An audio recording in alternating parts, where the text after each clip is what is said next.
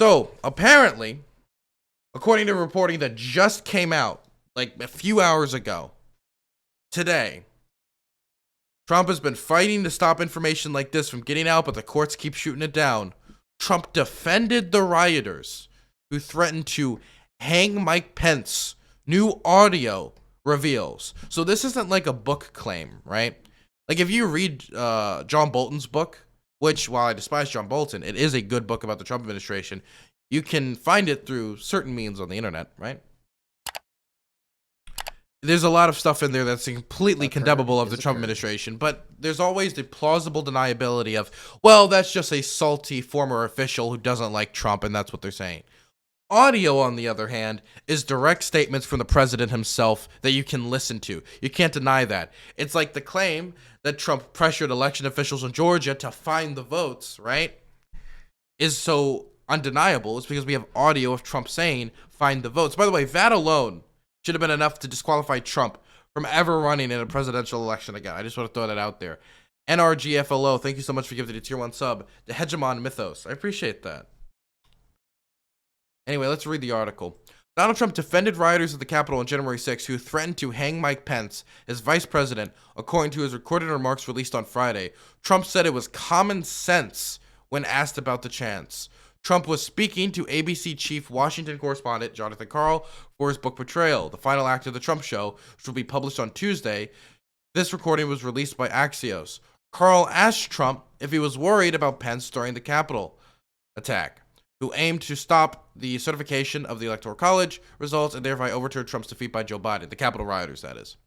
No, Trump said. I thought he was well protected, and I had heard that he was in good shape. No, because I heard he was in good shape, but no, I think, Karl, because you heard those chants, that was terrible. I mean, he could have, well, the people were very angry.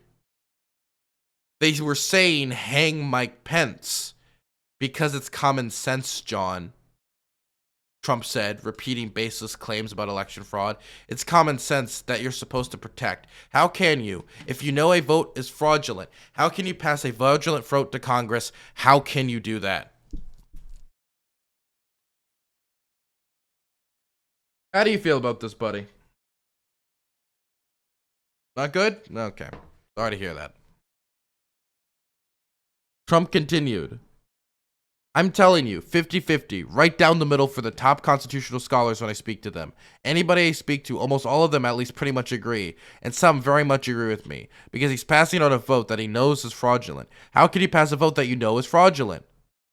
Top constitutional scholars do not agree the 2020 election was subject to electoral fraud.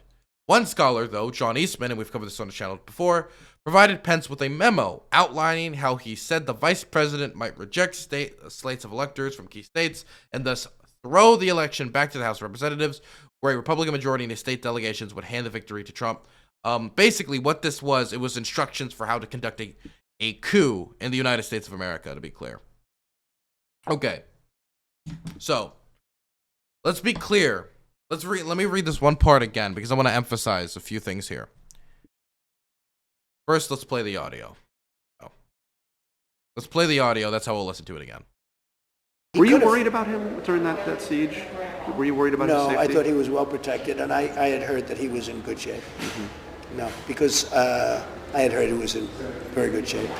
But no, you heard those chants. That was terrible. I mean, he could have. Well, the people were very angry. They were saying, "Hang Mike Pence." Because it's common sense, John. It's common sense that you're supposed to protect. How can you, if you know a vote is fraudulent, right? Yeah. How can you pass on a fraudulent vote to Congress?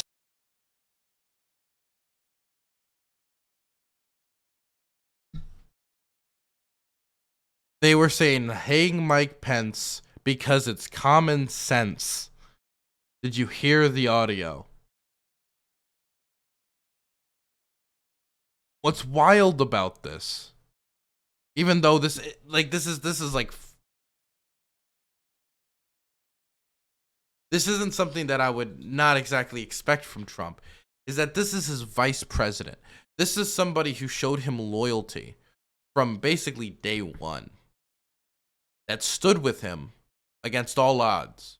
If anybody studies, right?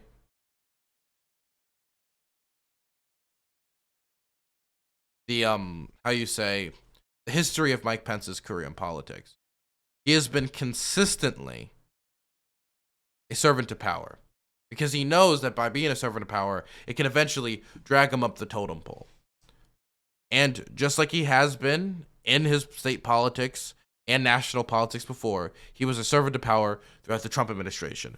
But because he didn't overthrow the results of the election in a coup once Donald Trump lost the election, and there was no evidence whatsoever of widespread election fraud, and Trump had tried to take every legal avenue possible to find a route to still be president and failed at every avenue because there was no route for him to still be president of the United States.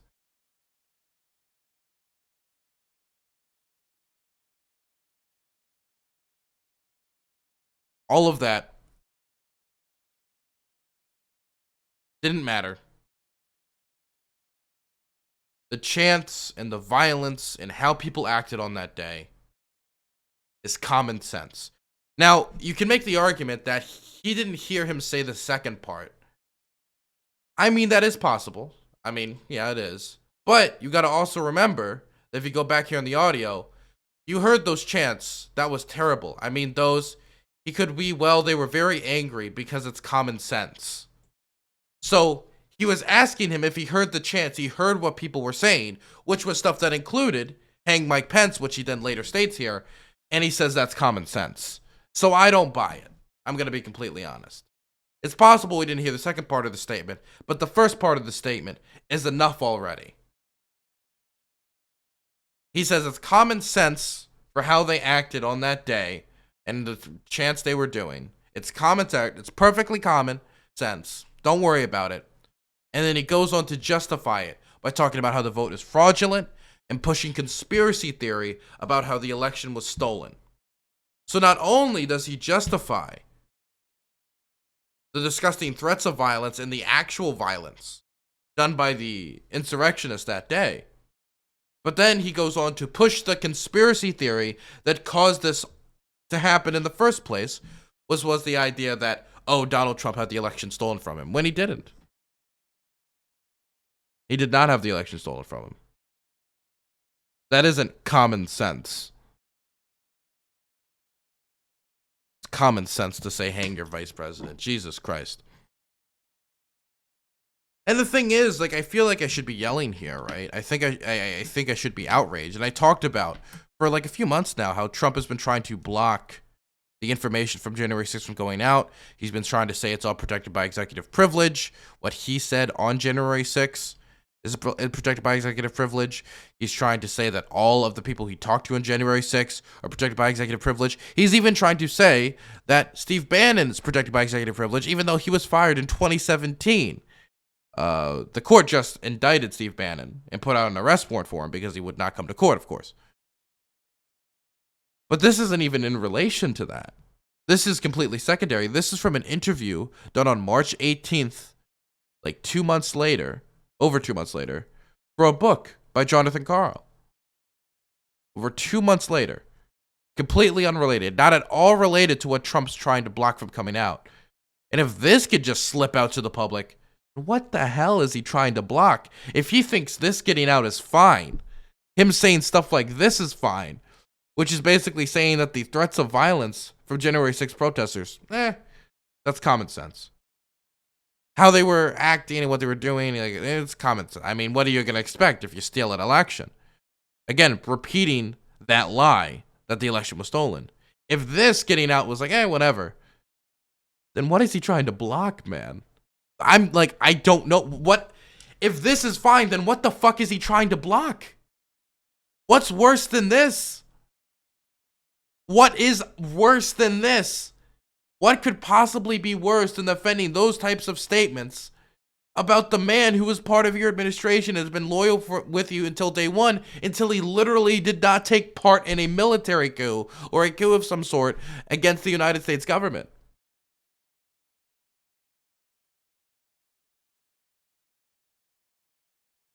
Donald Trump was supposed to be the transparency president, by the way. He was supposed to be the president who doesn't do the backroom wheeling and dealing. He's supposed to be the president of the people who's going to be open with them. Hey, he's not going to take a salary because he's one of us.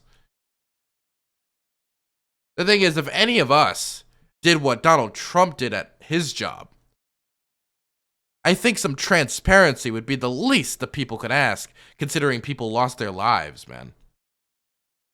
Normally, I despise armchair diagnosing, but do you think Trump is mentally sound?